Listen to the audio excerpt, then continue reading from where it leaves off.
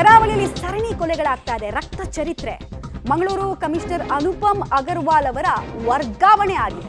ದಕ್ಷಿಣ ಕನ್ನಡ ಜಿಲ್ಲಾ SP Yathish N ಅವರನ್ನ ವರ್ಗಾವಣೆ ಮಾಡಲಾಗಿದೆ. ಇಬ್ಬರನ್ನ ಕೂಡ ಏಕಕಾಲಕ್ಕೆ ಸರ್ಕಾರ ವರ್ಗಾವಣೆ ಮಾಡಿದೆ. ಮಂಗಳೂರು ಪೊಲೀಸ್ ಆಯುಕ್ತರಾಗಿ ಸುಧೀರ್ ಕುಮಾರ್ ರೆಡ್ಡಿ ಅವರನ್ನ ನಿಯೋಜನೆ ಮಾಡಲಾಗಿದೆ. ಹಾಗೆ ದಕ್ಷಿಣ ಕನ್ನಡದ ಎಸ್ಪಿ ಆಗಿ ಡಾಕ್ಟರ್ ಅರುಣ್ ಅವರನ್ನ ನೇಮಕ ಮಾಡಲಾಗಿದೆ. ಈ ಮೂಲಕ ಕಾನೂನು ಸುವ್ಯವಸ್ಥೆಯನ್ನ ಸರಿ ಮಾಡಿಕೊಳ್ಳುವ ಪ್ರಯತ್ನವನ್ನ ಸರ್ಕಾರ ಮಾಡ್ತಾ ಇದೆ. ಇನ್ಫ್ಯಾಕ್ಟ್ ಇದನ್ನ ಸರಣಿ ಹತ್ಯೆಗಳಿಗೆ ಸರ್ಕಾರದ ಮೊದಲ ತಲೆದಂಡ ಅಂತ ಹೇಳಿದ್ರೆ ತಪ್ಪಾಗ್ಲಿಕ್ಕಿಲ್ಲ.